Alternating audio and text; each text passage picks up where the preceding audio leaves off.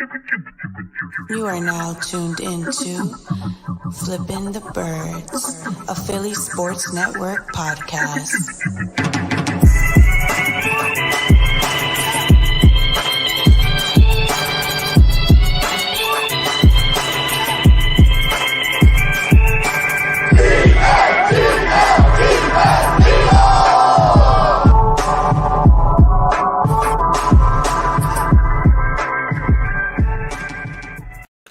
What's going on, Eagles fans? Welcome all to episode 83 of Flippin the Birds. I'm Bryan Cameron. That is Liam Jenkins. That is Morgan, Twitterless Morgan. Twitterless Morgan. I just feel like if Morgan had Twitter, he would dominate it. Like Morgan would probably sit on the throne of Twitter. I don't know, man. I mean, I could try it for you, maybe. It could be Morgan using Twitter. Yeah, that could be your username. Someone just has to set it up for me. Like, I feel like I got set up years ago and it never happened. So, just need that motivation. That's all it is. Just need that little extra push. Yeah. Shout out to Elijah saying that he loves us already, and then the show just started. He must be a first time fan. Yeah. Give it 38 seconds. Yeah, just wait, Elijah. Just wait. The chaos will start very soon. But how you guys feeling?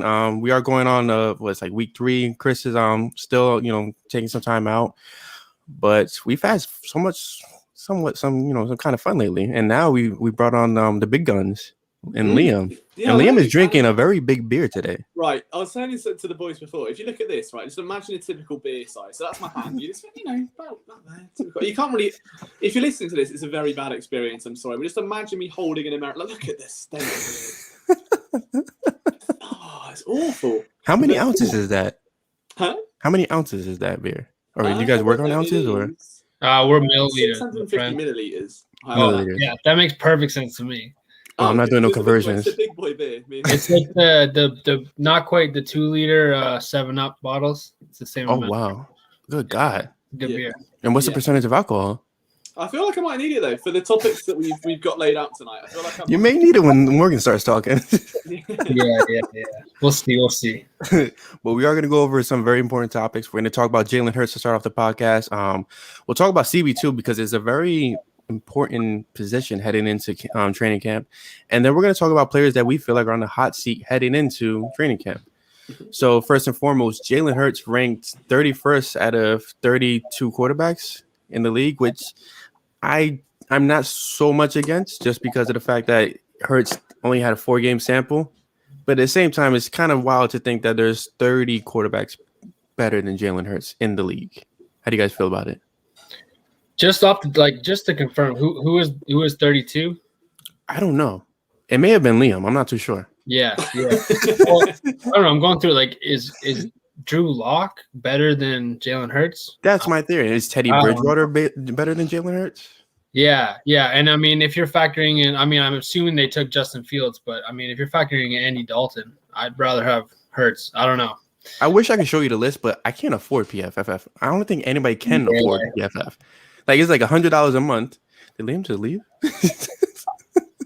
But anyways, PFF is about like $100 a month, and they only show you the first 2 people on the list. Yeah, it gets you hooked and then leaves you for dry. That's the problem. But I mean, I like it still. Like, that's the whole thing about this team, right? We're underdogs.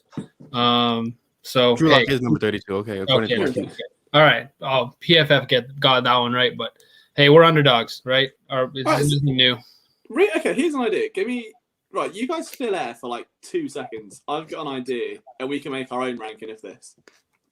So if I was to find a list of every NFL starting quarterback right now, and we can just say better or worse for Jalen Hurts, would we be better than PFF? Just in front of you, like yes or no. I think that's a good shout. So I don't know how this is going to go. So if we start with Kyler Murray, better or worse? Better, yeah. Better than Kyler Murray? No, wait, are we saying the player you're mentioning is better than Hurts? Kyler Murray is better. If we say Jalen Hurts is better or worse than... Okay. Yeah, so Kyler Murray. Worse. Okay, so that's 1. Matt Ryan. Worse. Yeah, worse. Yeah, 2. Lamar Jackson. Worse. 3. Hold on. Why is he worse than Lamar? He doesn't... sample size, man. Sample size. Okay, we're going on sample size. Okay, fine. I also think, like, I mean... If we're talking like non-quarterback factors. Like, we're just doing quarterback percentages. Then I think like maybe Hurts is a bit more accurate passer, but just as a player, you got to go Lamar. That's okay. Josh Allen. Who? Oh, worse. Josh Allen. Oh, I'm like, who's Joe Shatlin? Josh Allen, yeah. Josh Allen is worse. My major. Okay, so that's 4. Teddy Bridgewater. I feel like he's better than Bridgewater. You can't tell me he's not. I feel like if we're not going better, if we're going who we'd rather have, I would rather have Hurts. I think. Yeah, I'd rather, if I was building a franchise, I'd rather have Hurts. But also, if I was like rebuilding and needed a, pardon the pun, bridge quarterback for a year. Yeah. Then it's Bridgewater. We're talking right now. It's got to be sample size. And like Teddy, I feel like is an underrated quarterback. Like, this is no disrespect to Teddy saying that I might rather have Hurts because I think he's a very underrated quarterback. But I agree, 100%. Yeah. Especially on the road as well, and as underdogs. Not that ever stems from a betting trend because I don't gamble, so I didn't look at that. But okay, so if we say 5 roughly, Trubisky, no. I think we can all agree Hurts is better than Trubisky. Absolutely. Right? Okay. So for the Bengals, Super Joe Burrow, obviously. Yeah. Right. Okay. Cool. Burrow's better. Yeah. Wait, Burrow's better, we're saying? Yeah. Oh, Burrow's better. No, yeah, I'd agree. Wow, it's me, isn't it? He has to say I'm better. So yeah. Okay. Wait, time out. How many games did Burrow play last season? 9. Well, 9? Yeah, but if you just take the NFL out of it though and go out coming out of college, even then. Yeah. I mean, listen, I feel like everybody overlooks Jalen's last season in Oklahoma. Okay, I love you, Bryan, but like we're really barking up a tough tree right now for saying that he's better than Burrow. All right, so let's use this as a metaphor.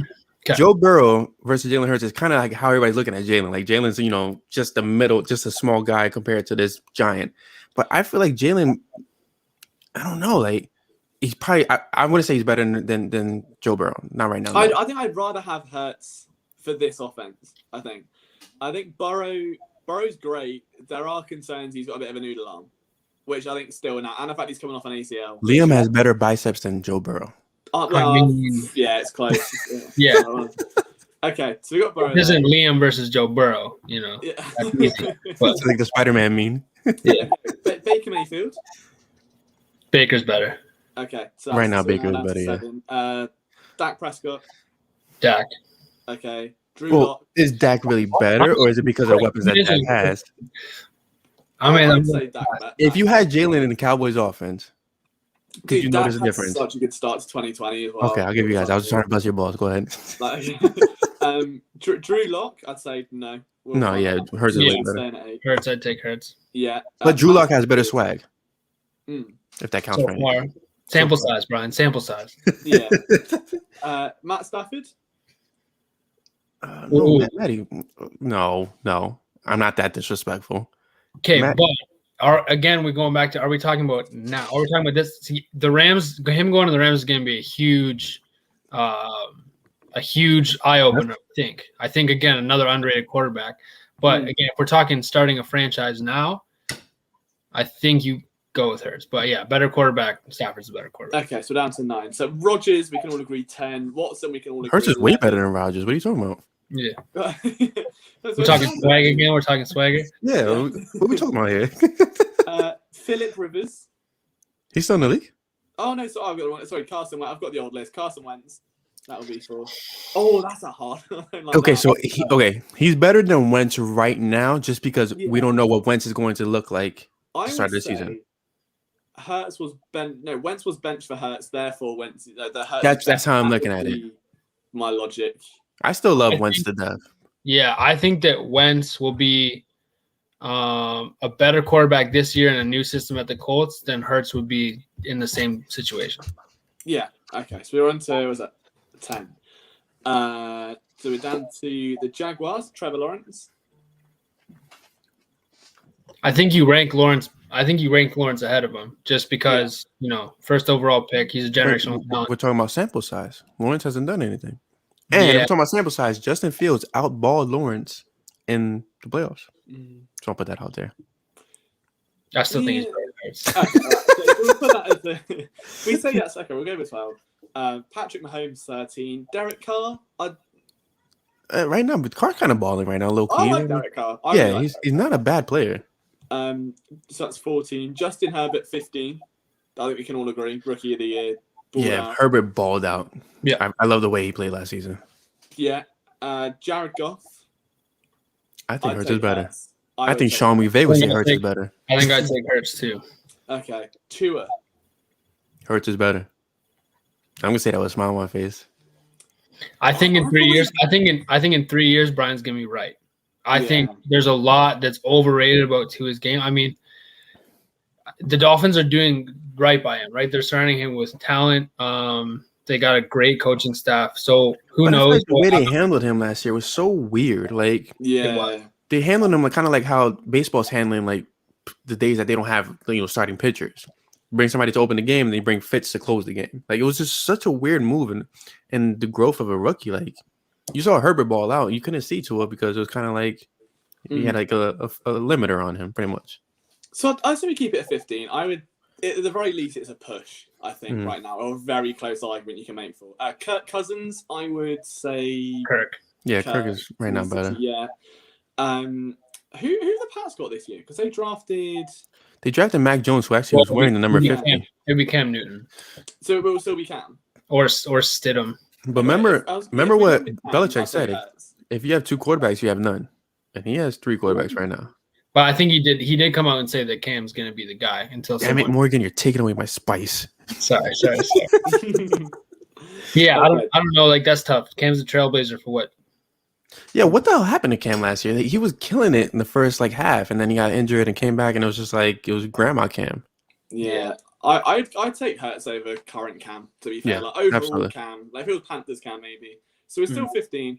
Obviously the Saints have had a change up right now, so I'd like to think Hurts would kind of be maybe better than Winston, or I'd take him over Winston. This comment has It's again, he's the quarterback that will give you 30 touchdowns, 30 interceptions. He's Madden. He's literally me playing Madden. It's just like I take him over both. I mean, you saw the game when they played the Saints last year. He had a phenomenal. They finally beat the Saints. I know it was because of Hurts. I just have a quick pause. So Jay Fizzle, a regular. Kirk has had the most talent at QB I've ever seen, and he's still a bum.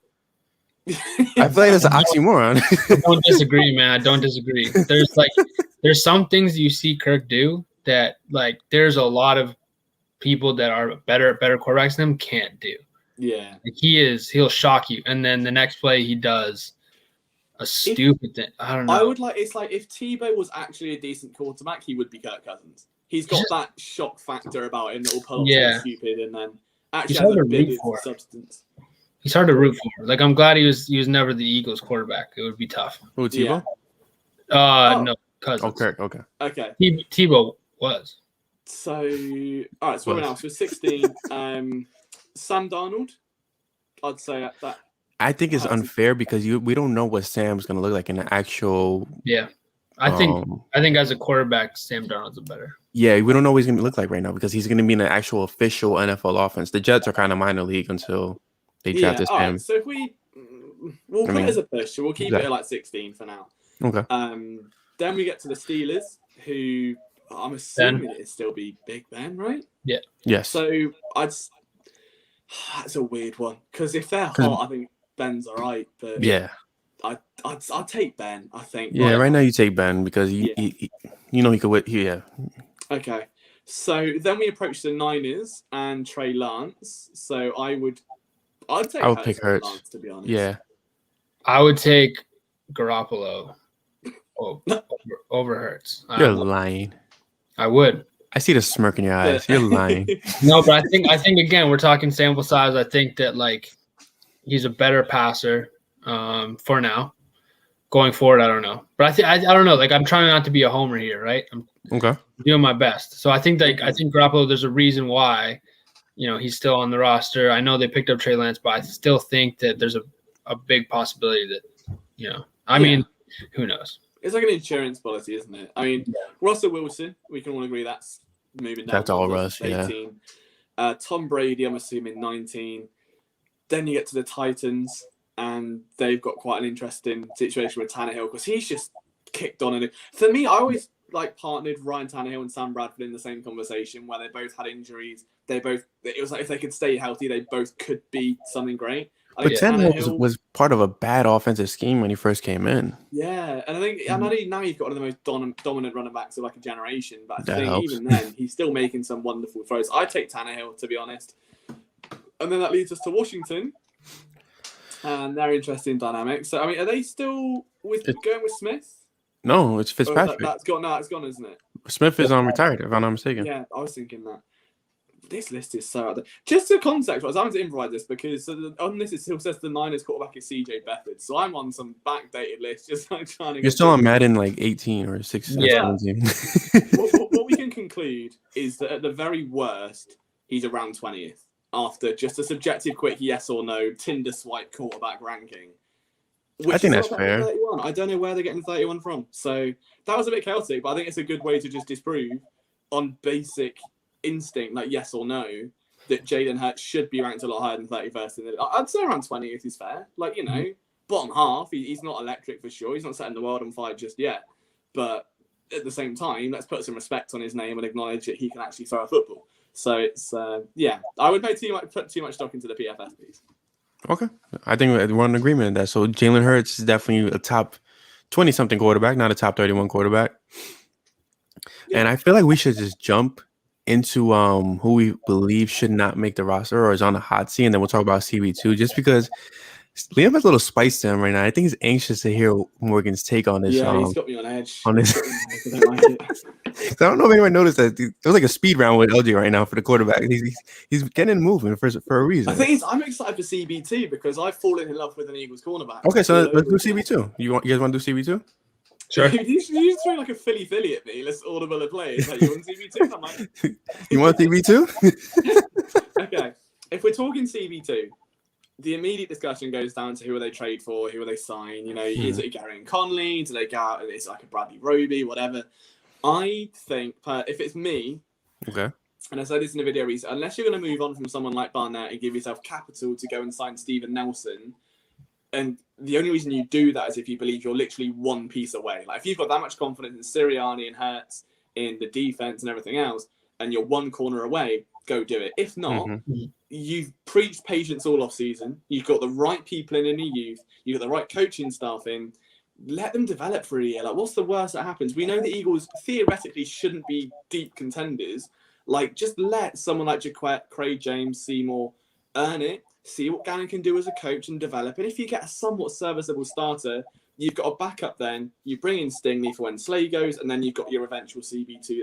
That, for me, is the best option. I think they're probably going to let the young guys go. And if they do, just let them ball out in training camp and see who gets it.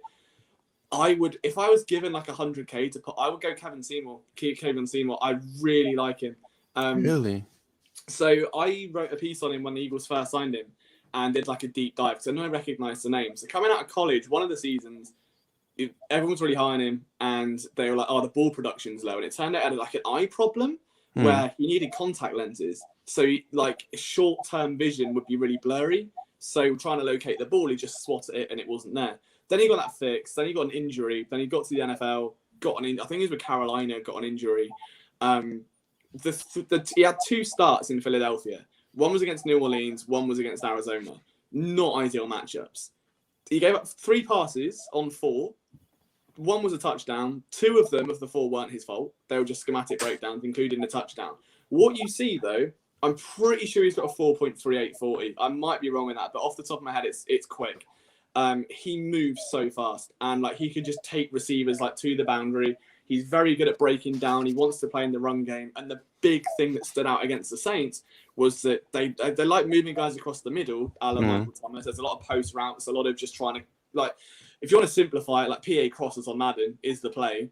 And that would always catch out, as we know, Eagles safeties because they have the communication skills of like, I don't know, a spider. And it just wouldn't work. But what you saw was just like such a bizarre level of scheme awareness where he could pass off a receiver to the safety and pull back on run defense or sit back in the curl and flat. And you didn't even see that from the guys that were starting at the beginning of the year. You didn't see that from Maddox. And I really like the fact that he'd come in the space of 2 weeks and really like, he wasn't perfect. He gave up some plays, didn't miss a tackle, looked very good in positioning, was able to take like the thicker slot receivers down the field. If he can get like just a run in I think he's going to have a real good shot at CB2 because you're going to line up against who? Jalen Reagor, Devonta Smith, John Hightower, Kes Watkins. All of these are like burners, like in some degree, whether it's their route running, whether it's their speed or whatever. They're going to punish you deep down the field. I genuinely think that I just saw that coming from Zach.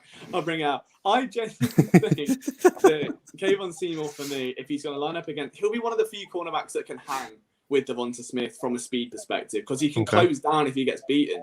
He'll be one of the few that can contain John Hightower's speed because he can travel with him. He'll be the one that can stick with Watkins on a screen because he's got the breaking to do it.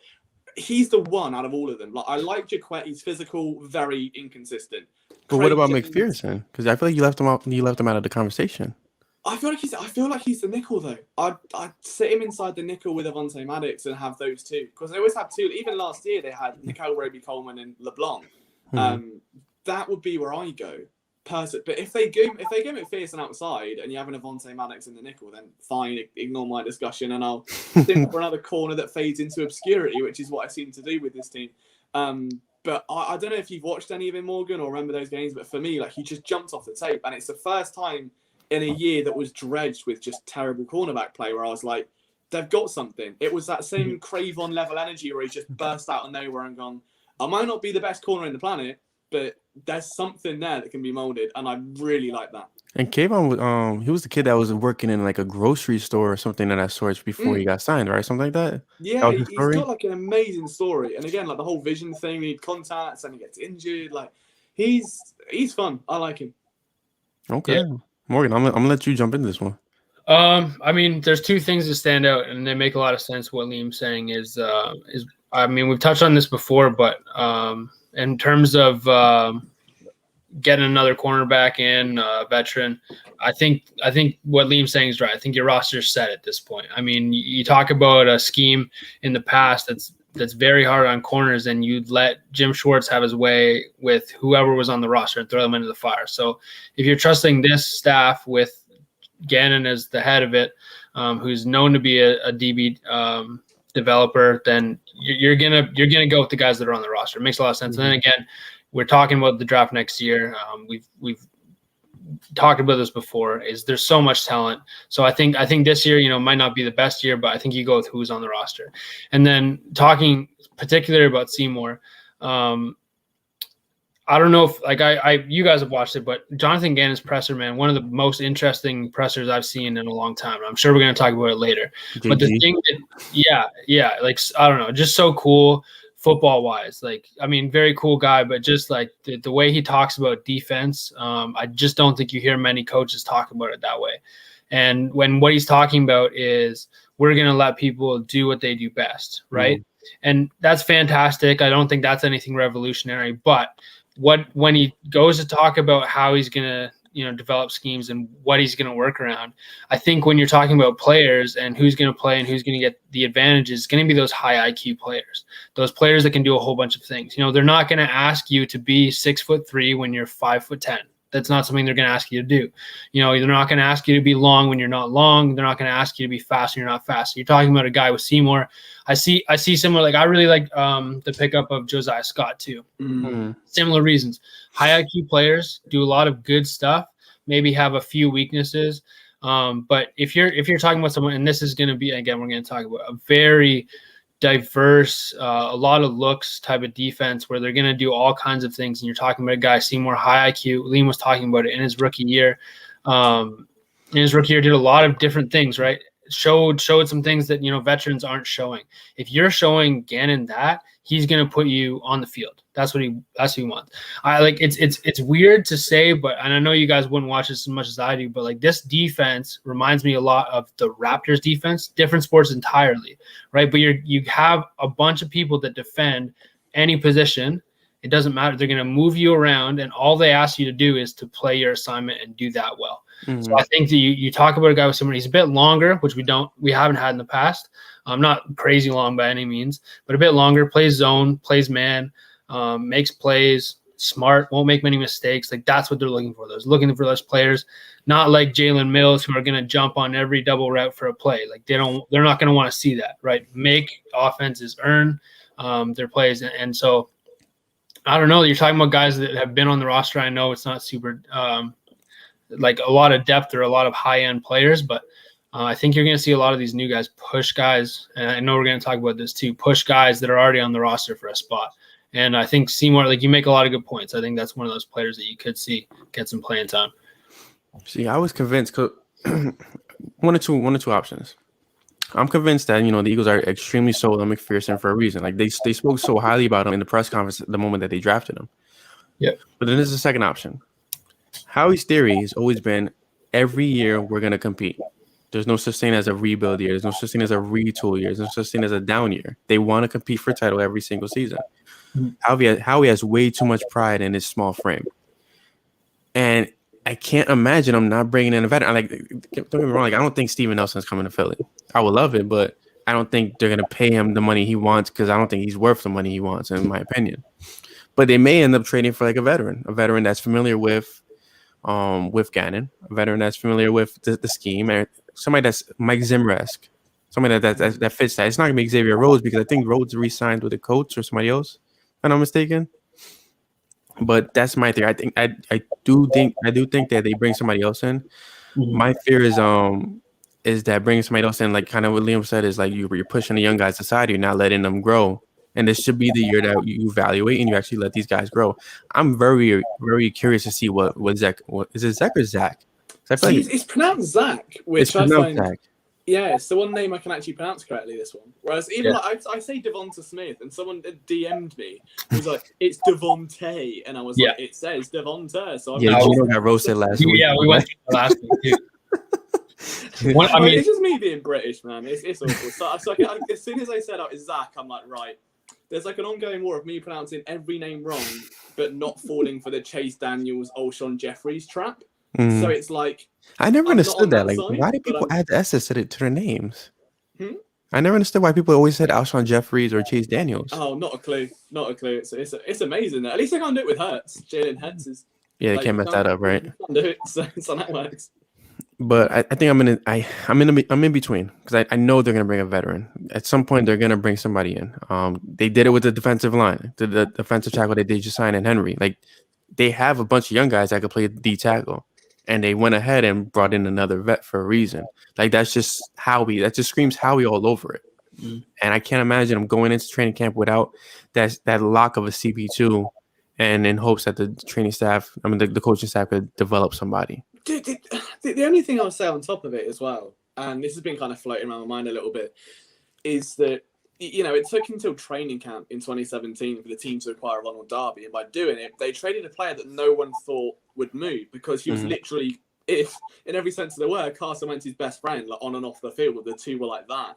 One of probably the most productive receiver in the NFL from the slot from 2014, I think, after 2016. So I think you look at that and you go, all right, well, could the Eagles make a panic move, or could they trade someone like a low-end starter, maybe like a CB3 from another team, and who would they give up? And what I've been looking at over the past, because I was writing an article before the draft in case they moved Zach Ertz. I think I remember telling Morgan about this, where it was like, how do the Colts use tight ends? Do they need to replace Zach Ertz? What have they got there? And like Mo Ali got after Eric Ebron, and he was like the last dominant tight end, they haven't had a lead-in tight end. Like whether it's Morgan mentioned that last week. Like Mo Ali Cox led the position last year with I think it was 389 yards, which isn't a lot. And if Ertz and Goddard end up doing that, they know they're in contract years. Like they know it's like probably at least one of them the end of their tenure.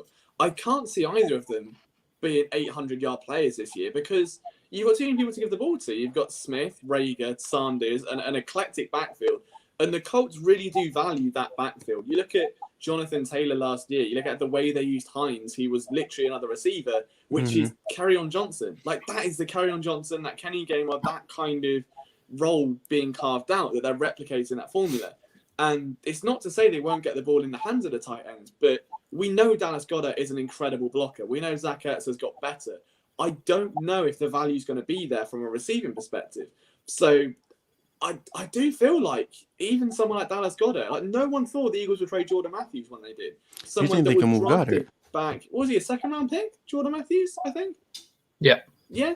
Like, I think he was in his contract year as well. He was drafted in 2014. So yeah, I don't know. I wouldn't be shocked if it was that caliber move, or it was someone that fans hold very highly, and the team just go, nah. Like, that's cash in with one piece That away. would be such a wild move if they move Goddard. Like, can you imagine the outrage that would? But we know Ertz doesn't have value, because otherwise he would have moved by now. And we said this all the way through the draft stream. Like, if he was going to go, he would have gone. So Goddard is very interesting. Should you move Goddard and extend Ertz, or give Ertz the guaranteed money that he's been dying for? I don't think they do either. And this is the weird thing. I don't think they value them. I think they'll have a year and they'll see what, again, they've got in guys like Jason Kroom or Caleb Wilson, and then go and get some mid to late round guys or whatever. Well, they got Jack Stoll as well, the undrafted free agent that's been making waves. I could just really see, knowing the way, because that Ronald Darby trade took so many people off guard. And it took until mid-training camp for Howie to go, right, Patrick Robinson is not an outside corner. We need a CB2. Robinson goes in the slot. And if that didn't even happen, there wouldn't be a Super Bowl, because he was being toasted outside by Torrey Smith like all training camp. So I don't know. I could see it. And I hope I'm not coming across as, like, absolutely ludicrous right now. But just following that train of thought and what Bryan's saying with that pridefulness, that wanting to compete. And even now you look at it and you're starting to see it all tied together. Like, hang on, this Eagles team might have something here, like a lot sooner than many people thought. By the way, you owe me some copyright money. Oh, go on.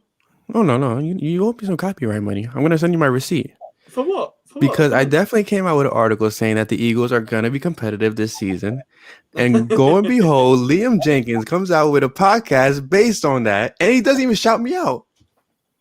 In theory. I didn't see that. But Jock Talk actually brings up a good idea. I mean, Gary and Conley is still young. He's still available. And to me, that's a more ideal option than Steven Nelson. Yeah, huge fan of Conley. But Conley had issues in Oakland, right? If I'm not mistaken.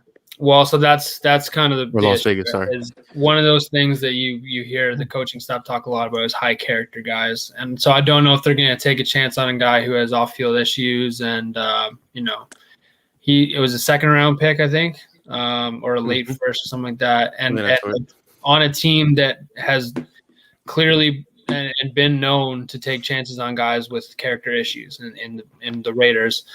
So if he got released from that team, I don't think the Eagles take a chance on them, not with this coaching staff at least. I like him as a player. I don't see that happening. It was a pipe dream, man, but I would have loved to see Casey Hayward in midnight. It would have been amazing. I don't know. That's why I like Trevor Williams. That was why I love Trevor Williams so much. I still don't understand why they let him go. I mean, Trevor, he wasn't having a terrible season with us. Dude, all I do is actually fall in love with cornerbacks who the team don't value. Like, they'll bring in some guy on like a cheap deal, and I'll be like, oh, he has my heart. That's him. It's Rasul Douglas. I was the biggest Saul guy for years. I think everybody in PSN was the biggest Saul guy, because Saul was just so, like, you saw the potential in there. Oh, if he waited 1 year, man, in this defense, it would have been great. Did he resign with Carolina, or did he go elsewhere? No, he resigned, didn't he? Okay. And I think we were talking about the tight ends. I think that Liam makes a good point in saying that there might be a late trade. I could see them moving on from one of their defensive ends. We got Kerrigan. We have some young talent. I think they keep Josh Sweat, but Derek Barnett's a name that makes that thought. Don't you start spoiling things, okay? Hold that thought. Don't you start. All right, I gave you my notebook. Don't you start. Sure. But I'm just saying they have a ton of talent at defensive end, are bringing in more talent. It's a coveted position around the league, even for guys that maybe don't have the on-field production, that are showing high-end stuff. If you're looking for a corner, I think that you'd take, one of the younger guys on the roster. We're going, again, I don't want to spoil my own stuff, but we're talking about like a guy like Joe Ostman that, has shown flashes and unfortunately he's dealt with injuries. But if I'm a team, I don't know that that's going to net you a surefire CB2, but that's going to get you a guy who can come in and compete. And I think that then you kind of balance whether or not you want to just add people for competition, or you really have to have a locked in guy. It's interesting. We talk about like how we, kind of doing the same old Howie things, because I think that we were kind of waiting for the draft to see like, okay, has Howie changed? And I think that, you know, maybe we didn't see it as much in the draft as we'd hoped, but I do think you're seeing it a bit more in free agency. I think he's always made somewhat savvy free agent moves, but again, he's bringing in guys that have low, maybe lower ceilings than we've seen, but really high. And you know, okay, they're good role players, pretty much. Yeah, I mean, we've seen Chris Long come in like similar to Ryan Kerrigan and stuff like that. But even the other additions they're making, like just players that you'll find room for on the roster, players that are going to increase that lower end. And, you know, are we going to be one of the top 25 rosters in the league? Maybe not. Probably around 25. That's what we'll be. But depth wise, like this team is stacked, like very stacked. Crazy depth. So, you know, we're talking about, you know, doing something drastic and trying to compete this year. Like, I don't know if you see that, and it might be a full 180, but I think that Howie's truly starting to get the idea that a rebuild doesn't necessarily mean tearing the whole team down. Like, it's not going to be a Chip Kelly rebuild. That's not what we're going to see. Hopefully, I pray that's not what we see, because we do have a lot of talent on this roster. So I hope that he's learned his lesson. I hope he lets these guys compete, because there's a lot of like gems in the rough here, I think.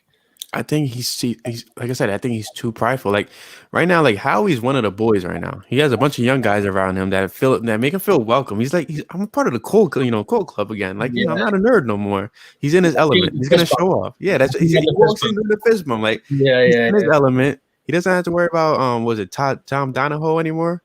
That's the scout that was pissed off. Like Howie's he's swagging out in the Novichok complex, and I don't trust him to stay still. He's not that type of person to stay still. Like, he's like a 3-year-old. He's gonna run around. He's gonna explore the world and pick what's best for what he thinks is right now. But I do think they gotta be somebody at some point. It's not Howie. If they don't bring a CB2 in via trade and make a move like LJ said, I'll be shocked. I mean, I'll shave my head.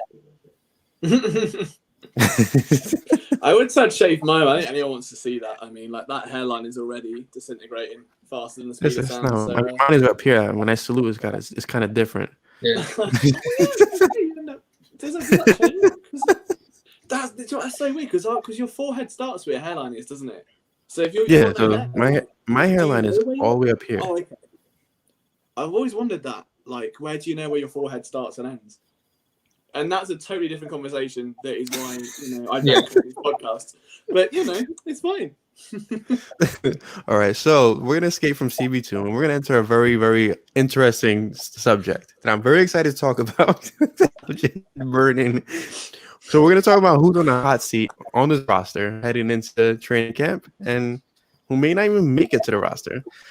I'm going to jump the gun here first, just because I want to get out the way, because I know Morgan's going to create a lot of fireworks between him and LJ. So I have 3 players that, in my opinion, won't make it. Boston Scott's my first victim. The reason being is because Kenny Gainwell does everything Boston can do, but better. Kerryon Johnson does the main thing that Nick Sirianni wants his running backs to do: block. We saw many times last season Boston Scott just couldn't pick up the right guy and couldn't pick up the block, and it was frustrating to see.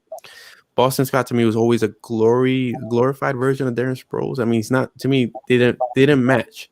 Kenny Gainwell to me is more, you know, the right fit for Miles Sanders, Kerryon Johnson, Jordan Howard. I even honestly think they go 4 running backs and keep Jordan Howard just because of the blocking ability. My second guy. Really quickly. Go ahead. Yeah. Can Kerryon Johnson beat the New York Giants? That's the most important thing. Because Boston Scott, but I mean, we don't know. Like 800 yards a game. Yeah, but I feel like he's too glorified. Like, I'm gonna piss off Morgan, but he's like another Greg Ward. Ooh. He's too glorified. Like, these guys were holding roster spots for, you know, because they were the most talented available. Now we actually have talent available. So it's kind of like, yeah, thank you for holding my spot. This is my spot now. You guys can go elsewhere. That's why I personally believe that Sky's on the outs.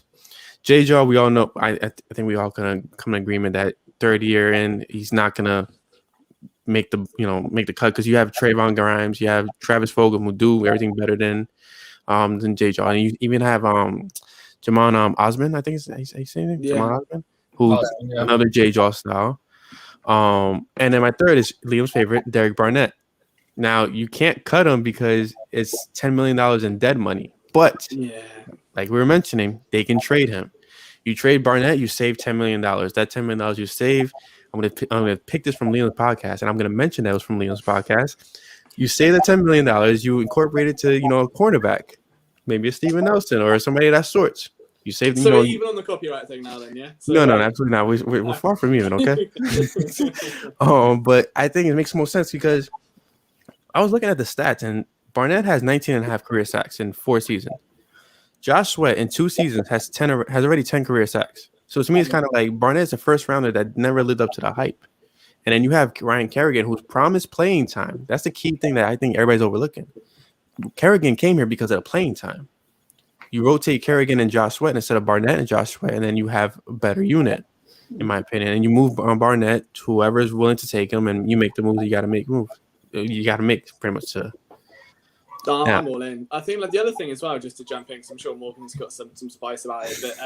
But I think for me is that Ryan Kerrigan was $3 million. 3.5, yeah. Had the same amount of sacks last year as Derek Barnett on 20% less snaps, which is ridiculous. I think Kerrigan had 39% of snaps and Barnett was close to 60. It's it's ridiculous. And Kerrigan then is buried behind obviously a very, very deep better talent. Here he's going to be challenging. There's no way. I mean, Derek Barnett has got snipers all across the overhead complex pointed at him right now. He's got Josh Sweat from one side. He's got Ryan Kerrigan from another. There's potential. I'd say even Milton Williams. I know he's a defensive tackle. I like him off the edge. But he said they're going to do him. They're going to move him to DN, if I'm not mistaken, right? See, that's what I think. It would definitely be a hybrid player. But if it was me, I did an article the other day after the Kerrigan signing, going through the depth chart and saying, all right, who's actually losing out here? Because everyone's like, oh my God, it's going to hurt Josh Sweat. And they play on opposite sides. They're going to be line mates, essentially, on that second pairing behind Barnett and Brandon Graham. I would much rather see Brandon Graham, Ryan Kerrigan, and then a second line of Josh Sweat and give a young guy a shot. Again, you don't need Barnett. Other than that one play game where the ball will bounce at his feet and he goes, got it, and then that's that. Do you know what I mean? So, yeah, I think I've very rapidly fallen out of love with Derek Barnett over the past year. I think everybody has because Barnett, he's gone, yeah. I completely agree with you. He's always in the right place at the right time. But he's never making the right moves at the right time. Maybe it's jealousy. Maybe I'm never at the right place, right time. That's what it is. But what do you think, Morgan, about this? Because I know it's a weird spot with Barnett now.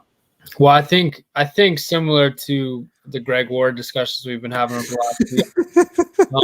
I'm going to come into defense of Barnett a bit. No, you're not. Not for $10 million. Yeah, so I definitely think he's overpaid, but I think that we're talking about a guy that if he's on the roster, I'm not upset by any means. I think that I mean we're talking geez, man. I'm gonna start a fan club or something. The Greg Ward over. Yeah. But we're talking about a team that's coveted Brandon Grant and rightly so for what he does that don't show in the numbers, right? And then we're talking about on the other side of the field, a guy who he's always in the right place at the right time. There is a reason for that. I think that sometimes he is a bit of an overrated player. But there's a reason why he's always in the right place at the right time. Is it a guy you give a big contract when the season's done? Probably not. But I think that if he's on the roster, if you can get what I don't want to see is they go, he's not going to be our guy. Let's trade him and get some minimal Howie value out of it, like some picks, some mid-round picks that he thinks he's going to. Round pick. Exactly. And I think if he's part of the rotation, man, this rotation is one of the best in the league. But I feel like he's the roadblock in this rotation because you have so much potential that could probably be potentially better than him. He may be. I think that one thing you're hopefully seeing out of this coaching staff is I think we saw in the past is kind of that coach's son homerism where it's they like this guy so they're going to play him. So I think that if he's not pulling his weight, give Josh Sweat those minutes, give Ryan Kerrigan those minutes. And if Ryan Kerrigan came here thinking he's going to get minutes, then they're going to come at the cost of somebody. So yeah, I think that, if he's on the roster, I'm not upset. If he gets traded, he's not upset. I just hope that they don't move him because they know they're not going to keep him. And then again, you're ending up in like a Zach Ertz situation where like the Eagles really don't have that much power. So yeah, and I mean, in terms of his skill set, you're still talking about a guy that could and probably would start for a lot of teams in this league. Yeah. So not a bad third or fourth guy, or fifth. I don't know. But is Barnett? So okay, let's trade positions. If Kerrigan was with the Eagles last season and Barnett was with the Redskins, I'm sorry, the football team. My apologies. Does Barnett see the field at all? On the sideline, yeah. Yeah.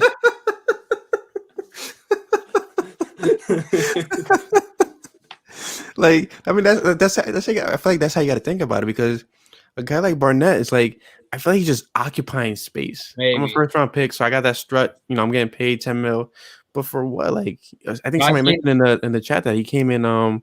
He didn't come at his weight, and I forgot who mentioned it in the podcast that Barnett didn't show up to camp last season in shape at all, which to me is the biggest red flag. Like, you're not committed to your lifestyle, your sport, your freaking job. I don't know.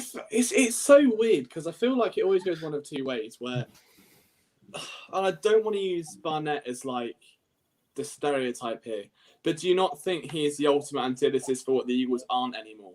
Like, if you think Barnett college, what's the first thing you think of? Sack record. Right, yeah, Reggie White sack Reggie White record. record. Is it 72? Is it? I think maybe off the top of my head. I don't. Right, broke Reggie White's sack record. If I say Milton Williams, you think freak athlete. If you think, any draft pick over the past 2 years, it's athlete, it's quick. Or John Hightower, burner. Kez Watkins, burner. Don't mention it, Morgan. Jalen Rager, like you're looking at these athletes and stuff, and I just feel like Barnett was almost the last of that dying breed. Like him, J-Jaw, they've gone for almost production. And they've done it at college, therefore... It's like they moved to grizzly bears and Barnett's still a polar bear. Yeah, I don't know. I feel it's... I like Barnett. I think he has shown flashes. And when he's on, he's really good. And I think there are very few defensive ends in the NFL that can bend the edge the way he does. Like, he gets so low. My knees hurt when I look at him because he's, like, bending around like Neo from the Matrix.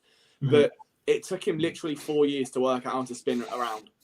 4 years to see any kind of counter move, and it's like, I want him to be good, I want him to pan out, but now it's like you're paying a premium on the hope that he will, when you've got $3 million for a veteran that is way better, right? And I don't know. And if they keep him, I think you're hoping that he does go, hey, here's a 10 sack season, he is what we thought he was, great, now we can't keep him because he's going to cost a lot. So it's a rock and a hard place. Either he turns out to be either buried in a rotation or doesn't produce again or gets injured, and you go, well, that was a burst now, we'll move on, or he gets signed to a cheap deal and he stays on the team. Or he balls out, proves everyone wrong, has an amazing year, the Eagles can't afford him, and then you're like, oh, well, great, now they've messed that up because they didn't pay him to an extension last year, instead paid a $10 million option for nothing. So I think whatever happens... Do you think he could possibly end up like an Ngakoue, where it's kind of like he balls out, he's overpriced, and then he's on his fourth team in like 2 years? See, I think that you put him on a team like the Rams, you put him on a team that is in desperate need of pass rush, even the Raiders. He might have a great season, and you might see a lot of Eagles fans regret it, right? You might like the Aguilar syndrome. Yeah, similar. But a question for you guys: if we're talking, roles that he could fill, would we rather have Barnett or would we rather have Vinny Curry? Like, I think that's a no-brainer. You'd rather have Barnett. So if he's willing to take on that role and be that rotational guy, then you keep. And I know but not for $10 million. You got to restructure that at least. That's the big thing. You're paying $10 million for defensive end who played partial time last. He's a part-time player pretty much, because Josh Sweat was taking up the time and he was actually balling. Yeah. Like, it was exciting to see Josh Sweat come off the edge and actually do the things he did. Barnett was kind of like, it's a once in a blue. And then he had that one season where he was just like, it was a god awful, He seems to kill the Packers. Well, no, but he had that one season where he was just a pain in the ass. Like, all these whistles for no reason, all these penalties for no reason. And he was like just acting like a 3-year-old. Yeah. But I mean, we had Malik Jackson on the team doing the exact same thing. We're paying him $10 million. There's a reason why he's not here anymore. But did he get signed? A lot of these guys didn't get signed. I don't think so. Not Malik, yet. Alshon, No, he did, but I can't remember. did he? I think so. I was even then. I mean, that was another one where I was kind of confused about when they pay Malik Jackson so much, and then Browns. the next Browns? breath, literally the very next breath, Javon Hargrave gets paid in a way that where he's now the highest nose tackle in the NFL, and yet well now you've got 3 of them just being paid ridiculous sums of money, and it's like they've almost done again the opposite of defensive end when they've gone, well, they didn't pay Graham, and like Graham was crying on his last game week and he was out, and he gets given a deal and he's fine. Barnett isn't an option year. Like Josh Sweat, contract year, hasn't been given anything yet. And now they're ushering the new guys. So, like, it's the opposite. Like, defensive tackle, they've just YOLO'd all these funds into to prove They value that so much more. And they've tried it in the past. Like, you look at Timmy Jernigan.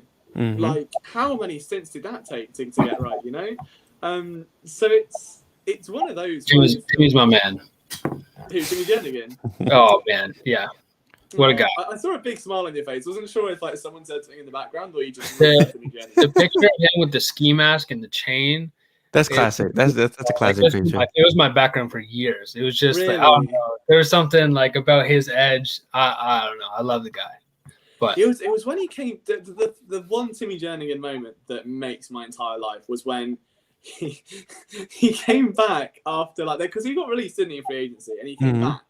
And he signed like a very cheap deal. And his first press conference in the locker room, he's just like screaming at these reporters, saying, "Oh, they're not paying me. I hate it here. Fuck, I don't want to be able to back up." And he's like, "Why did you sign the contract then, you idiot? What do you mean? You chose to sign."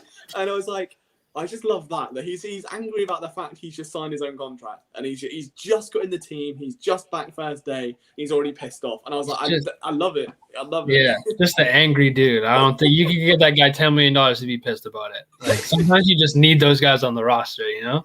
You love that. It doesn't hurt. It adds a little edge to it. But let's move on from edge and let's actually go to the edge. So Morgan, go ahead. Who are your 3 guys that you feel like are in the hot seat heading into the offseason? Is name going last? We're trusting that he's going to stick around to go after this? I think I've put a cheat code in where he can't log off again. All right. Well, I'll start it off slow. I think that one of the guys that we're talking about, and we talked about the defensive end already, a guy that I was actually really looking forward to seeing is Joe Osman. I think that he's had bad luck. I think that he's one of those guys that, similar to Casey Toohill last year, like he's going to go to the Redskins. He's going to go to one of these teams. It's going to know how to use him, and he's going to be healthy for once, and he's going to be great. And it sucks that he's going to go, but I don't see a place for him on the roster. And again, this is something that's interesting we haven't really talked about that Gino brought up last week, and he kind of slipped it in there. But he said, looking at the guys we have on the roster and the moves we're making, it seems as if we're going to move to a 3-4. And like that kind of like opened my eyes a bit. And I think that we've been talking about like a very versatile defense regardless. So you're going to move around. But even if we're going to, 20% 3-4, you're going to see these stand-up edge guys who are running the wide 9. They're just not going to have use for them. Like there's a reason why you bring in a Taron Jackson. There's a reason you bring in some of these 300-pound defensive tackles, maybe a bit smaller, because you may go to a 3-4. So I think that those smaller guys, the guys I was looking forward to, we may not see. And that would be, I don't know, it would be really cool to see a 3-4. Number 2 on my list, and let me just bring it up because you just got me thinking about the one name, and I'm going to leave it for last. So I don't want to be. I don't want to be. Yeah. So another guy fitting to that mold that I don't think he's not going to make the roster, but I think he's in the hot seat is Hassan Ridgeway. Again, you're talking about a guy that the last coaching staff loved, a bit of a homer guy. Does one thing very well, and he stops the run. He got a bit of a bounce to him on the pass rush. Like I like what he brings. But again, you're talking about versatility. You're talking about guys that can move around. You brought in 4 defensive tackles in the offseason. Clearly there's a push. Clearly there's a push for playing time. Is he going to be the guy that gets cut? I don't know. I think that he's still on the team. But there's a reason why you bring in a Willie Henry today. Or was it yesterday? I think it was today. Yeah. So for me, it's yesterday, if that makes you feel better. Sure, yeah. Liam doesn't live in time. This long weekend. I don't know. You guys, probably not a long weekend for you guys. It's the weekend coming up for us. Okay, so we had long weekend. It's really messing me up. But you have Raekwon Williams on the team. You bring in Raekwon. Wow. Yeah, I'm not even trying to pronounce the rookie's name. Is it Marlon Tuipulotu? Perfect. Can do that one. Yeah, you can do that one, no problem. But Devonta Smith, apparently. Devonta. Yeah, you're bringing in a lot of guys that can fill that spot, and I think you're really looking to push defensive tackle and see what you got. And he still probably make the team, but I just think he's not a guaranteed position. Which brings me to the final guy on the roster. Before you go to your final guy, question: Ridgeway, was he a part of the defense when Gannon was in Indianapolis? It was 2018. I believe so. Was Gannon there? At the very least, he overlapped with Sirianni because that was when he joined. Okay, I was curious about that because I know they were big on the fact that he came from the Colts. But yeah. Go ahead. At the very least, you know what you have, right? So if it's not cutting it, and again, there's a reason why you bring in these guys. It's not for placeholders. It brings me to the last guy on my roster. You have a placeholder. Yeah, and I think that John Hightower might be pushed for positions, and it sucks. Like I want to see what he can do, and hear me out on the reasoning. So today, I couldn't stop him from doing that. No, there he goes. So today you had the off-season voluntary, but he rotated in at that position behind Osmond. And I know this is a new player. You're looking to see what you got, but it doesn't really bode well. And I think one of the major reasons for this is we're talking about or we're listening to the coaching staff talk about what can you do after the catch. Mm-hmm. And you're looking at it's essentially a battle between him and Quez Watkins. Right. And that's not a bad battle to have. I think either have a great shot at the roster, but you're talking about after the catch. I think Watkins provides you a bit more. Neither of them played special teams at all in their first year. That's a bit of a surprise. I know that Watkins was hurt. I know John was in and out of the roster too. But it's going to be one or the other, I think. I don't know if we're going to have both guys on the roster. And I think if you're talking about who gives you a bit more, like we saw two smaller school guys. Who knows what their ceiling is? Who knows what the staff's seeing? But there's a reason why he's your fourth Zed receiver. And I think maybe Watkins has a bit more versatility and can bump in the slot too. So, again, I'm not saying it's going to be him, but I think there's a battle, and I give the edge to Watkins right now. And I've never seen him sweat. Well, since Morgan's been so kind to give the edge to Watkins, I thought I would be so kind and give this to Morgan. And this is a trophy for the worst take of the year. So there you go. So now that's free. That's free. I'm not paying Chibin for that. I'm telling you. No, I mean, realistically, I hate to admit, he's right. I love Hightower. I love his game. I think he's, from an upside perspective, a dream project to have. But ultimately, I'm not going to be blinded by midnight green tinted glasses. Like, there is a large depth chart there where I think the only way he realistically gets a shot is if he balls out like mad this camp. And not in a way where he goes, oh, we have to keep him because he's good. It will be in a way where it's like, okay, so Jalen Reagor says today he's moving inside to the slot, right? Mm-hmm. Like, potentially. And then goes, oh, move everywhere. And that's great. But if Jalen Reagor moves to the slot and that makes Greg Ward expendable, which I feel like me and Morgan are just in a battle now. Like, you take my Hightower. Ward will fall off the Hightower. But I feel like if that happens, then you've got Devonta Smith and John Hightower. Then in the slot, you've got Jalen Reagor, Quez Watkins, and at X, you're going to have, I'm presuming, if it's me making it, Travis Fulgham, Trayvon Grimes. That would be my six that I would look at. And I go, that for me makes sense because John Hightower is a very, very good route runner. It's just the whole catching in traffic thing, which is a pain in the ass right now. Those times where he was open and he didn't catch the ball. Catching in general. Okay, it makes it sound better for me. But I think when you take look at separation, the way he's able to get off the line, like, you've got something. It's so obvious there's something there. Meanwhile, I think with Quez Watkins, you've got the workout video where it takes him 7 minutes to slow down his route, and it's like, I don't know. I like Watkins.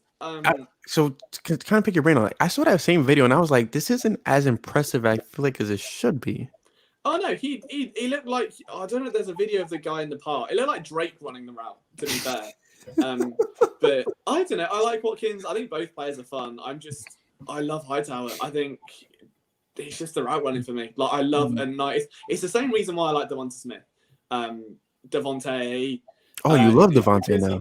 His route tree is so crisp, and he can stop so quickly and so suddenly, and he sells head fakes really well. Hightower's got the start. He's got the main bit you need. A lot of receivers, I think, can catch really well, or they've got great hands and awareness and can track the football, which is fantastic, but they can't get open, or they don't have the speed or the intangibles to do it.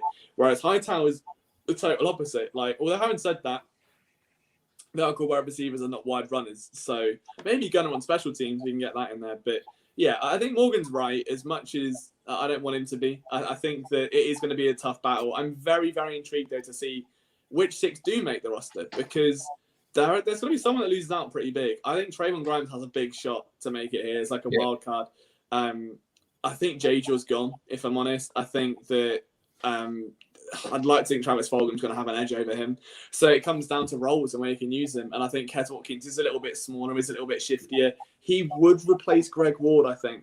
That would be also taking handoffs out of the backfield, which is very interesting. Which is, well, I don't know, a cool caveat that we haven't seen in a while. And if you're using him for that, if you're given an opportunity, they want to find a place for him, I think. And then I think it was Lane that may have mentioned that they've been working on a lot of screens, more than they ever have.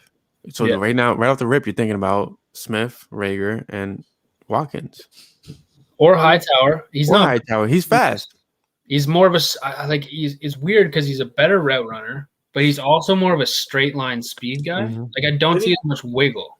I don't know. Maybe it's because he's taller as well. Like, that's true. He's kind of like narrowed. Like, if you're going to ask him to kind of actually stop and go on like an in route or something, you're not going to get the same out of him. But if it's a quick sluggo, he's going to like bang bang or like sell a head fake, he will kill people. It's just the over the middle. So if you're going to ask him to like sit in soft spots between linebackers, and that's where I think the element of his route running will come back to haunt him a bit. But yeah, it's going to be interesting for sure. But I don't like the fact that I'm already penciled into no matter what John Hightower does. But it's an article today, like every drop he makes. Not like it sounds like the Police song, isn't it? Every breath you take. Drop you make. But it's like I'm attached to it. No matter what he does, I'm now like synonymous with him. So if John Hightower drops a ball, my Twitter gets flooded more than his. I'm pretty sure. Like, quite possibly. So I'm hoping that he sticks around, because otherwise I'm never at the end of it. But yeah, for my 3 players, that we saying that definitely won't make the roster. Like, they're just gone. Like, bold tape, gone, out, kaput. See you later. Sure. Yeah. I don't disagree. I'm sorry, I got distracted because Joe's back to throwing money at us. Oh, is he? He is. So shout out to Joe Vega, who's made me feel like the stripper in the past 2 months or so. But Chris ran away. Lee M. Our Eagles will be 11-6. We win division. Hurts plays well. Offense will be explosive. Why so many haters? Skip Shannon off ESPN. Was off. That's not new. They hate us. It's always been like that. Have you guys noticed? I don't know if it's just me, but Devontae Smith is not in the national spotlight anymore. Yeah, ever since being drafted in Philly. Bleacher Report put out that list of like the best receivers in each division. Devontae Smith was not on that list. And then the whole rookie of the year, like, he's not being spoken about at all. And it's a wild thing to me because the guy's a Heisman Trophy winner, so he should be somewhat in the spotlight. Do you not feel like that it's because his draft stock I don't say got killed, he went in the top 10, but because I would say maybe before the Senior Bowl, he was, it's Devontae Smith, first receiver to win the Heisman ever. Whoa, look how amazing he is. Oh, championship game, 1 billion yards. And it was like, great. And then people go, yeah, but he's small. Yeah, he's but skinny. No one's good with the small. And it gradually just quells and quells and quells and quells. And then you go, oh, hang on a minute, but Jalen Waddle's fast. Oh, wait, we've got this guy. And then you just start seeing the good bits, and all of a sudden, that quiet picture just fades away. So it's probably going to work in his favor, to be honest, like more than anything. It reminds me a lot of last year when, we always harp on the Eagles for not taking Justin Jefferson, but the Raiders took Ruggs way earlier. And talking about Waddle and Ruggs remind me so much of each other. Yeah. Anyways, I don't want to. Liam's got his 3 people, so I don't want to. Oh yes. No. Okay, so my 3 who won't make the roster: Bryan, Morgan, and Derek Barnett. so both of them are fired. Bryan for the sack and Morgan for blasphemy. Both of those guys. You'll be hearing from my lawyer. Greg Ward's also gone. Yeah. For me, I'm trying to not overlap because I had but all three of them have been overlapped at this point, other than Andre Dillard, who would be he's the Derek Barnett of the offensive line. I think that the Eagles at this point, Jordan Mailata's in a contract year. I was saying this to Bryan before the show actually, right? It's like in a way they kind of want to keep Mailata quiet and stashed away for a year so that his value is nothing, and they go, oh no, you have to stay here. Oh, that sucks, and bring it back, and that's going to work well for them. But realistically, I think it would behoove them to move on from Andre Dillard. Like Jordan Mailata already in OTAs, he's getting the looks at starting left tackle.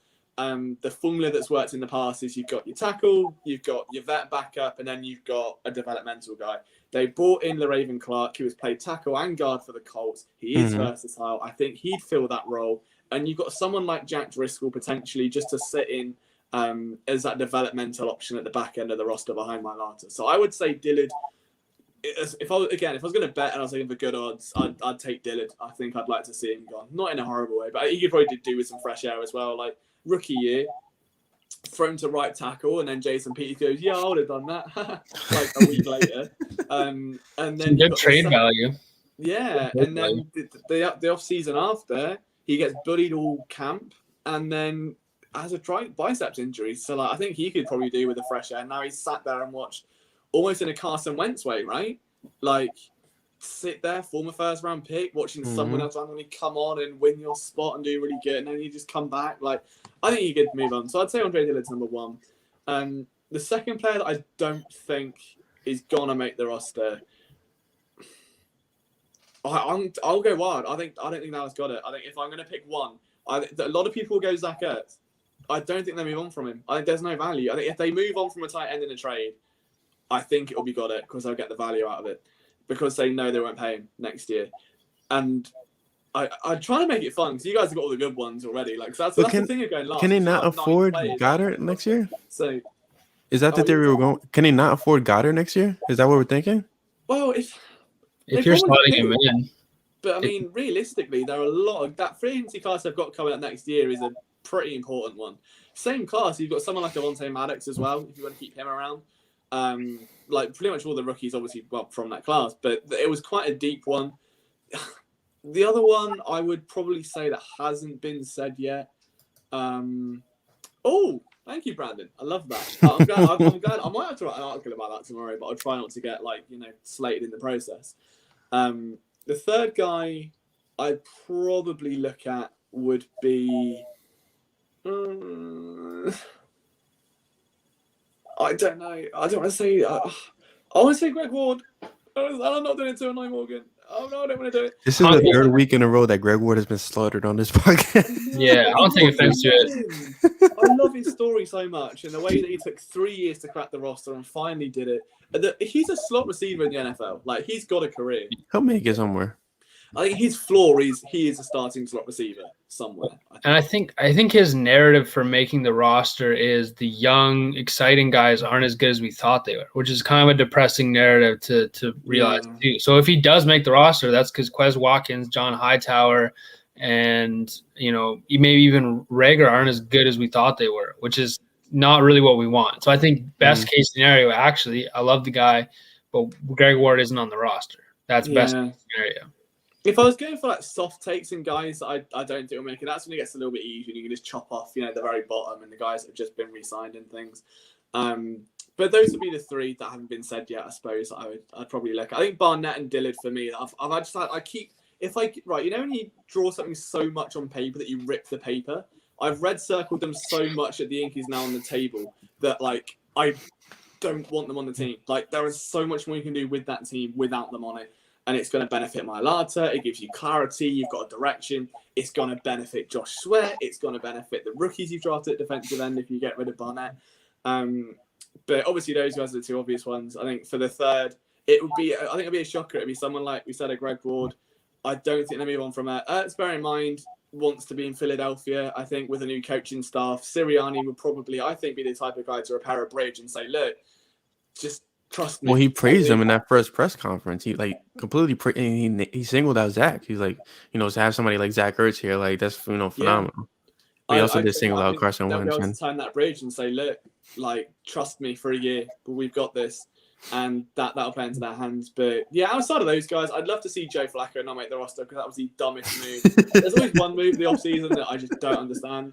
Like the Ronald Darby one when they re-signed him, and I remember being the only one that hated that move at the time. Joe Flacco, I think everybody hated that move. Purely just, I don't get it because he's not a leader. Like my main concern, I wrote when they were linked with him, I was like, he didn't like backing up Lamar Jackson. He didn't like backing up Drew Lock. He was vocally fell out with his coach about it. And they're going to bring him to back up Jalen Hurts. Everyone's like, nah, he knows his role now, though. He'd be a backup. He knows he's going to back up Hurts. First press conference in, he's like, I want to win games. I'm here to win. And it's like, I don't know. I'd love to see him not make the roster, but ultimately he's probably going to. So, you know. I feel like he's not even really like a Sirianni kind of type of guy, like, in my opinion. Like capable of playing football, good leader. No, you're right. You're right. No, talent. High character. High character. It just doesn't fit. Like somebody like Jamie Newman would be great, but they need a veteran in the QB room no matter what. Obviously, Nick Foles is not coming back because nobody wants him apparently. So that's that. But I'm actually very interested to see what's gonna happen with Derek Barnett, what's gonna happen with Greg Ward, and what's gonna happen. Now you have me very curious about Dallas Goedert and Zach Ertz. If someone steals the article by tomorrow, if someone gets this in the morning and I see some Adam Kaplan BS, and I've heard through whispers that this happened, I will kick off, and you will not. Now I'll come down on all of you. Like the crashing, taking names in the chat. Literally, but no, I think it's plausible. I don't think it's likely. I think it's something that hasn't been acknowledged by anyone because it's so. Zach Ertz has been highlighted as the guy. Is that if there's anyone that's going to move, he's older. But it makes sense. Like you move on from a guy like Dallas Goedert because you need the ammunition either for the drafts or for the roster. When you're talking about a guy who is PFF's 5th rated tight end, and tight ends are getting paid these days, man. I don't know that if he's on the roster next year, you can afford to keep him. I'd like to say yes, but that's a big contract. If he plays well this year and he is on the Eagles, you can't afford him next year, straight up. No, at the very least, you're looking at $20 million over a few years. I think very, very least. You're looking at, I would say, not to trigger Zach Ertz, but Austin Hooper level. Yeah, that's very triggering for Zach because he still has not gotten paid, according to him. Yeah. But where can Dallas actually land? I mean, I guess we'll wrap up the podcast with that. Like, where would the Eagles actually trade Dallas Goedert where they could get a nice return from? Maybe somewhere like Los Angeles. Like the Chargers, I think, could potentially be. I know they obviously stopped through the draft a little bit, but it gives them a more ready option for a year to toy with. I don't know. I mean, maybe New England, they seem to love tight ends at the minute who aren't doing much. They've had a really weird run with tight ends. Like, none of them have done anything. Yeah, they signed Henry and they signed, oh, God, what's the other kid's name from Tennessee? Well, New England makes a lot of sense when you tie that in with rumors about Stephon Gilmore. Just saying. Like, I don't want to. Right. Oh, no. Oh, now you're just creating anarchy. No. Yeah, I don't want to get people too excited. But, I mean, he makes a lot of sense in New England. Look at LG's face. I have had half a beer, and I'm about to type out the most incoherent article you've ever heard in your life. Wait, I mean, would that actually work cap-wise with Gilmore? I mean. Absolutely not. But I mean, we're just talking hypotheticals here, right? Are we though? Are we really talking hypotheticals? I was just sat there going, speak it into existence. Morgan is Howie on the low. Yeah. Giving us hints. I wouldn't be allowed on the podcast. No, absolutely. I mean, listen, like I made it last week. I gave Howie a lot of rift over the offseason, but he actually he pulled it off. I mean, there's still a lot, ways to go, but he actually did pretty damn good, in my opinion, so far. I think he's over wanting to be smarter than everyone else in the room. Like, that was a big thing. It's just like even in the pressers, like, I know he's our guy, but he just seems like a guy that I don't want to be friends with. Just like, you're gonna say something smart and he's gonna go, well, actually, I think. I know it all, right? Those are really irritating, right? One of those guys. And I just think he's finally like, I don't know. I could see why you do that to Doug. I could see why you do that to Jim Schwartz. But he's like, again, like you said, like he's one of the cool kids now, like the young guys. Like he's He like, feels oh, too welcome to screw Sirianni over Yeah, right yeah. now. They're in the honeymoon phase. yeah, he's more like, can I get you a beer now? Not like, Yeah. yeah, let me tell you all the cool things that I did this weekend. Yeah. Yeah, it's exactly what it's like right now. You hope. You gotta hope. I'm very curious to see what's going to happen with Dallas Goedert, but we are at the hour 15 mark. Guys, honestly, thank you for coming on and covering for Chris, who's still still out on leave for right now. But I'm pretty sure you'll see either both of these faces or one of these faces next week on Flippin the Birds. Mm-hmm. For sure. I'm sure I could sneak on potentially. Who knows? I just want you guys to know I nag Liam when it comes to getting them on the podcast. Oh, I know. It's the only thing. Yeah, he just. I'm definitely like the mistress or the side piece in this triangle of PSN. It's actually to a point where I'm just like, I'll be in bed and my phone will go off. And does my picture show up when I text you? Yeah. So the girl will go, oh, who's that, Leah? I'll be like, oh, it's just this other woman that I'm seeing. No, Yeah. just this other woman, this side chick. She's That like, police, Bryan, that is it? police I'm song like, starts no. playing. That's the ringtone. Every breath you take, I'll be watching you. Right, that's another song. Someone tweeted the other day, and I can't remember who it was, but they said, your career's doomed when Liam makes a song about you. And I feel like Whatever happened to Clayton Thorson? yeah, no. There's been a few down the line, but who knows? I haven't done one this year. Maybe I'll shake things up a little. There was almost Jaquette ass pussy. There was almost that. No, there wasn't. You better not. And I recorded it, and there was a file on my Mac, and I was like, I can't. So I was like, if he flops the next week, it's John Hightower all over again. I'm not ready for it. But that was apologize in advance to John Hightower, maybe.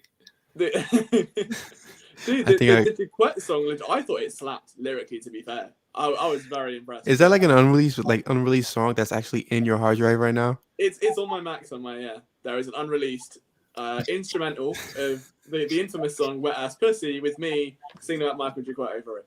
So who knows? Can we share that within the PSN team? Like, is that possible, or is it just like one of those things that you at some point and we just go Yeah. What's your SoundCloud? I would love to check that out. I'm very curious to hear Liam say Jaquette ass pussy in the song. I think it was just the fact I didn't have the voice for it. If anyone else raps it would be half decent, but it's just because it's me. Well, we'll send out a request to Cardi. Hang on, let me see if I can really quickly while we're here. Wait, are we dropping an exclusive on Flippin the Birds? We'll give you an exclusive if I can find the note on my phone, which I don't know if I do have it because it stores an iCloud, doesn't it? No, Jack. Oh my god, I do. Here we go. Okay, I will read out. Right, I'll read out a verse. Okay, not in terms of the song. I'll read it out. So we've got 23 cornerback. You got to imagine the song. Cornerback UDFA steps in due to injuries. There's no Maddox or no Slay. Only Jalen Mills remains, and he gets beaten every day. It's down to Michael Jaquette 3 to put the clamps down on Sunday. Like, tell me that's not. I needed to hear the hook. I need to hear the hook. The hook is to be fair, the next bit I can't lie, right? It goes, undrafted, no worries. All my guy does is get QB hurries. Look like a DE named Vinny Curry. Moving so fast, he makes my vision blurry. Right? Damn, you might have a career here, Liam. I don't know. Like, Liam should be a walking parody at this point. Yeah. And there we go. I mean, then the chorus is just, it's just, you don't want to fuck with Jaquette ass pussy. He's the king of the top. That's Jaquette ass pussy. He'll give you everything he's got. That's Jaquette ass pussy. But, I mean, the potential's there. There is a recording of that somewhere on my Mac. So maybe one day I'll bring it out. To do in the bucket, that's a drop. Jaquette ass pussy. Was that John Hightower? Dick there? Oh, could be. Well, I mean, you really doing this? no way. Greg Ward remix coming soon. All right, guys. Thank you for coming on Flippin the Birds. I'm Bryan Cameron. Morgan, what is your last name? Burkett. I knew it, but I didn't want to say it and be wrong. I always said Burkett because I always felt weird too because I'm only a first name guy, and I was figuring it was like Brazilian soccer player vibes. Morgan. Yeah, I'll do it. Like that's fine. Oh God! All right, so I'm Bryan Cameron. That is Morgan Burkett, Liam Jenkins. This is Flippin the Birds. We'll see you guys. Well, I mean, maybe I can get them both back on next week. Who knows at this point? I think we might have to start a new podcast of like flipping the flips. Yeah, just like a second part of flipping the birds. Might have to work on the title. I don't know. Yeah, Yeah, the title needs a little work. I mean, it's not like you're quite as busy. But I mean, you know. Until next week, guys. Go Birds. Go Birds. Go Birds.